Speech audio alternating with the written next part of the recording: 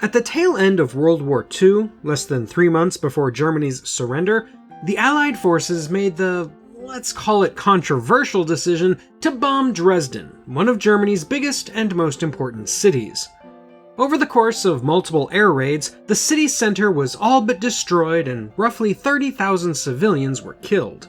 Among the survivors of this attack was a 22-year-old prisoner of war from Indiana named Kurt Vonnegut. Over 20 years later, Vonnegut, still traumatized and scarred and now struggling as a writer, returned to Dresden as a tourist to find it still partially in ruins. He labored over the course of a couple of years to form his thoughts, memories, and experiences into a book, a fictionalized account that would come to be known as Slaughterhouse-FIVE, or The Children's Crusade, A Duty Dance with Death.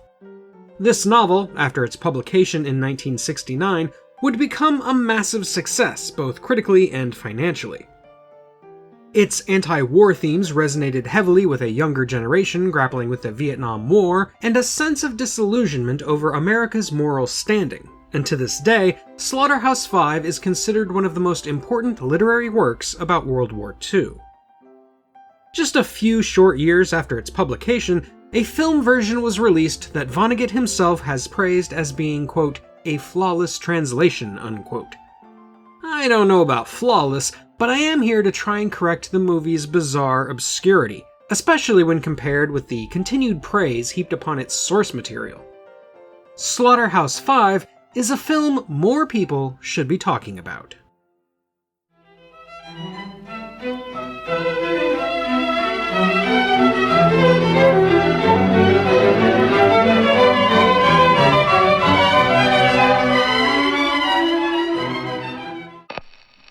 Billy Pilgrim has become unstuck in time. He experiences the whole of his life all at once, from his rocky childhood to his time in World War II, from his marriage to a woman fated to die in an absurd accident, and to his death at the hands of a vengeful lunatic. He leaps uncontrollably across the timeline, unable to change anything. He also finds himself kidnapped by an alien race that lives in 4 dimensions outside of time, who want to study him and learn more about humanity. What meaning can he find in such a mundane life, seemingly marked only by loss and the horrors of war? What does it all mean when time no longer matters? At the end of March 1969, Paul Monash, an Emmy Award-winning writer and producer, bought the movie rights to Slaughterhouse-FIVE, right around the time of its publication.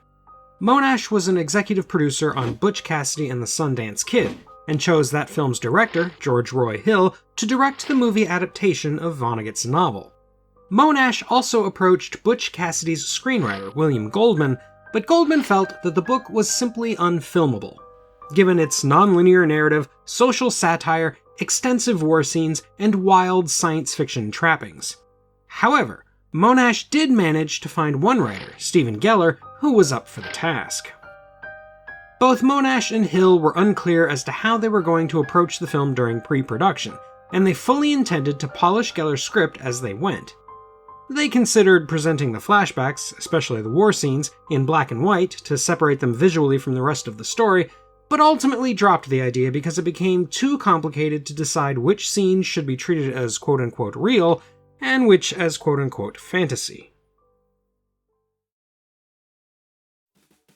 While we're stopped, I just want to quickly remind you to hit that like button, and if you really do like this video, hit that subscribe as well. Your support really makes this channel possible, so please, if you like what I'm doing and you want to see more, consider joining my Patreon to get access to bonus content, vote on future topics, and more. If you want to see even more from me, I'm also the co-host of a couple of different podcasts, the Streaming HEAP and From Here to Paternity, which are available wherever you get your podcasts, and I have a novel called Paradox that is available through Amazon. If all else fails, though, you can always check out my website at emcgill.com, where you'll find written reviews of plenty more sci-fi classics in both film and literature. Now then, with all that shameless self-promotion out of the way, let's move on. A few different actors auditioned for the role of Billy Pilgrim, including Dirk Benedict and Perry King, the latter of which would go on to play Billy's son, Robert, and it was even offered to Art Garfunkel. But it eventually went to the then-unknown Michael Sachs in what would be his silver screen debut. Unfortunately, Sachs is probably one of the movie's biggest weaknesses, as his performance is wooden at best. Do you actually go to... All the way to my death. I've seen it many times. I died in Philadelphia, where I was giving a speech on the subject of tralfamadore. Granted, the role calls for someone a bit aloof and nondescript, but you can kinda tell this is Sachs's first movie. The rest of the cast more than makes up for it though, starting with the Ajax man himself, Eugene Roche, as Edgar Derby. It is tough like grease, as my Ajax squeak soundly states.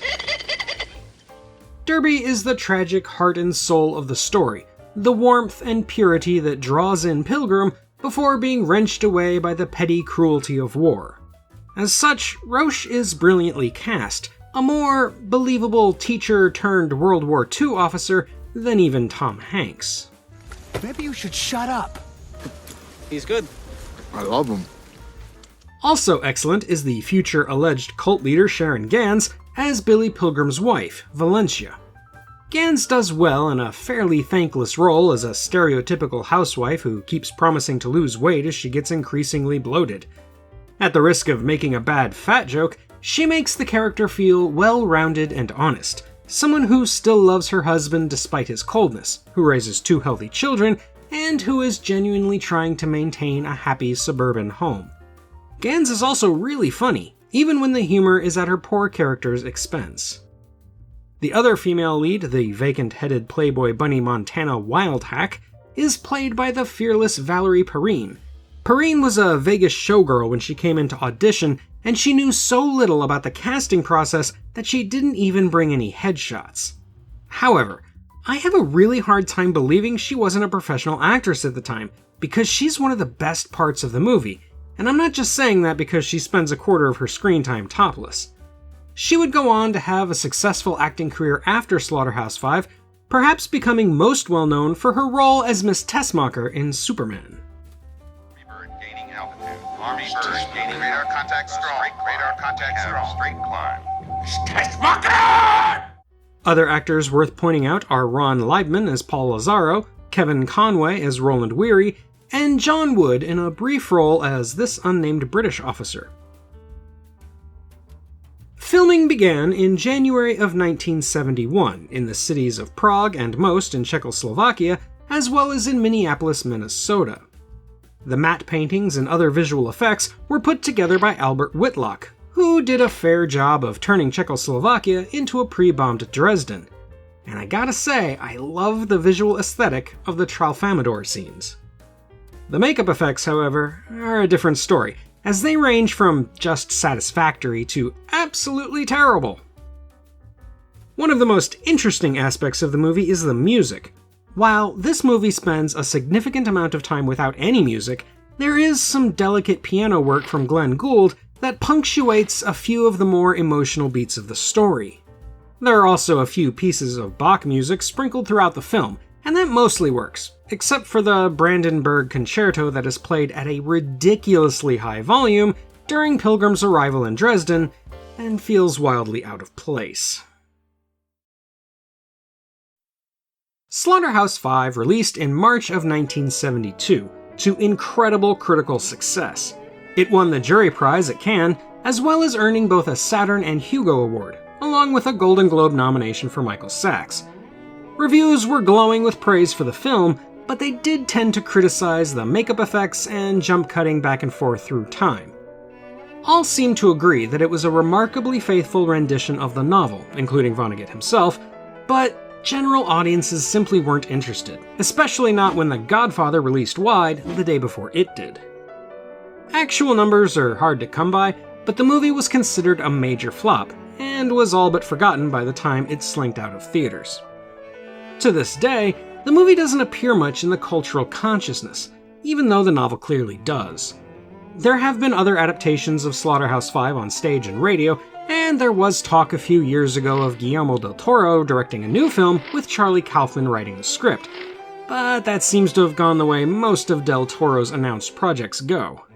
But the 1972 film that already exists never seems to enter the conversation, which as far as I'm concerned is a crime.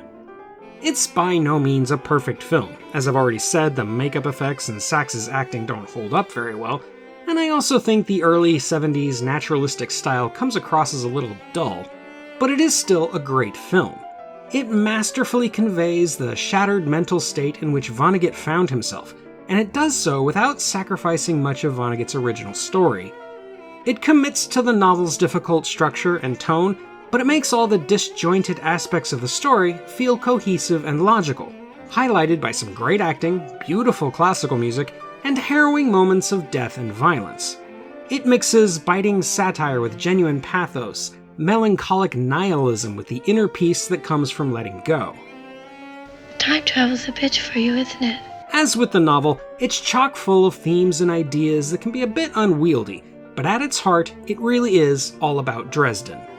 We don't see much of the actual bombing, but we do see the aftermath, both in terms of the ruined city, but also in terms of who Billy Pilgrim becomes. The entire idea of being unstuck in time is a metaphor for how broken Vonnegut felt after Dresden, how any person deals with the apparent futility of day-to-day life and the tragedies that inevitably befall it.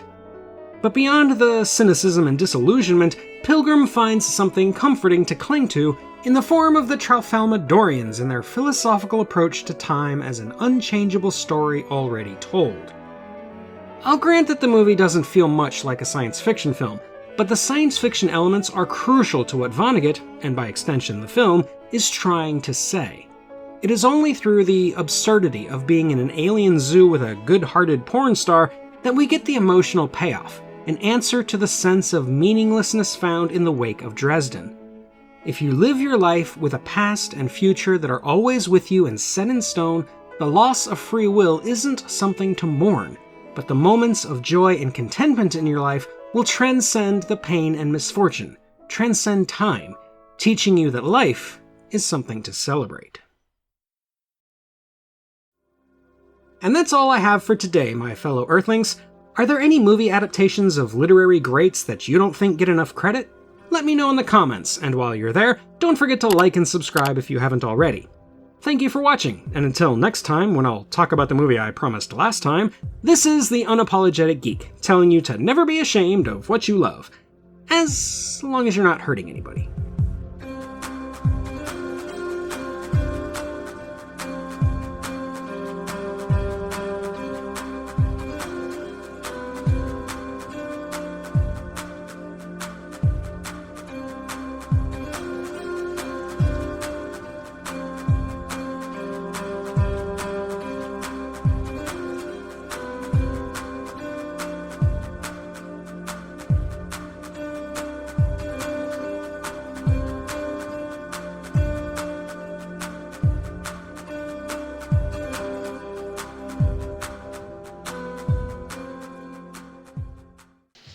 Is he trying to blow my mind? No. It all makes sense in a way. You see, in Tralfamador... Would you please make now?